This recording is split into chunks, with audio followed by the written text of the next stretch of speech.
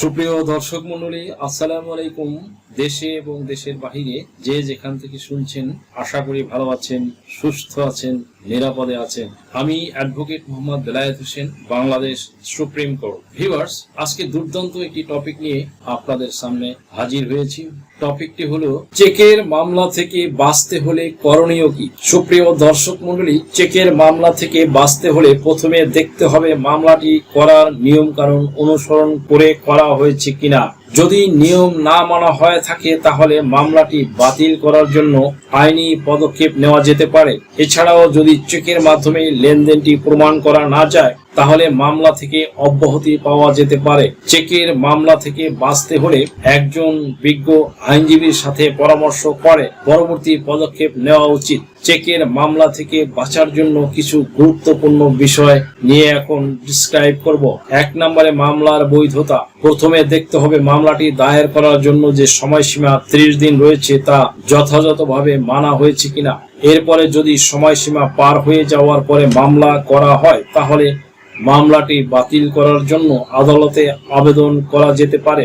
লেনদেন প্রমাণ। চেক প্রদানের পেছনে কোনো বৈধ লেনদেন বা দেনা পাওনা প্রমাণ দাখিল করতে হতে পারে। যদি প্রমাণ করা যায় যে চেকটি কোনো কারণ ছাড়া বা মিথ্যা অভিযোগে ইস্যু করা হয়েছে তাহলে মামলা থেকে অব্যাহতি পাওয়া যেতে পারে। চেকের ত্রুটি। যদি চেকের মধ্যে কোনো ত্রুটি থাকে, যেমন সে ফর এক্সাম্পল স্বাক্ষর না মেলে, তারিখ বা টাকার অঙ্কে গরমিল ইত্যাদি, তাহলে এই বিষয়গুলো আদালতে উপস্থাপন করে মামলা থেকে মুক্তি পাওয়া যেতে পারে। নোটিশ গ্রহণ। চেক ডিজনার হওয়ার পর প্রাপকের কাছ থেকে নোটিশ পাওয়ার পরে নির্দিষ্ট সময়ের মধ্যে তার জবাব দেওয়া বা অর্থ পরিশোধ করা উচিত। যদি নোটিশের জবাব না দেওয়া হয় বা অর্থ পরিশোধ না করা হয় তাহলে মামলা দায়ের হওয়ার সম্ভাবনা থাকে। আইনগত সহায়তা। ভিউয়ার্স, চেকের মামলা একটি জটিল প্রক্রিয়া, তাই এই বিষয়ে একজন বিজ্ঞ আইনজীবীর পরামর্শ নেওয়া উচিত।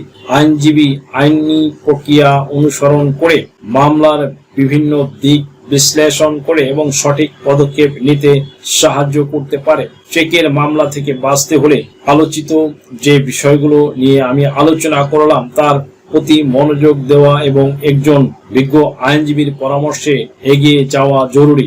আশা করি ভিডিওটি থেকে আপনারা সামান্যতম হলেও উপকৃত হয়েছেন। যদি এই ভিডিওটি আপনাদের সামান্যতম উপকার আসে তাহলে রিকোয়েস্ট করব চ্যানেলটি লাইক, শেয়ার, কমেন্টস এবং সাবস্ক্রাইব করে পাশে থাকা বেল বাটনটি প্রেস করে দিন, যাতে পরবর্তী ভিডিওর নোটিফিকেশনটি খুব সহজেই পেয়ে যান। সো আজকের মতো এখানেই শেষ করছি। দেখা হবে অন্য কোনো দিন, অন্য কোনো ভিডিওতে, অন্য কোনো আইনি কন্টেন্ট নিয়ে। সেই পর্যন্ত সকলে ভালো থাকুন, সুস্থ থাকুন, নিরাপদে থাকুন। আবারও সবাইকে ধন্যবাদ জানিয়ে এখানে শেষ করছি। আল্লাহ হাফিজ।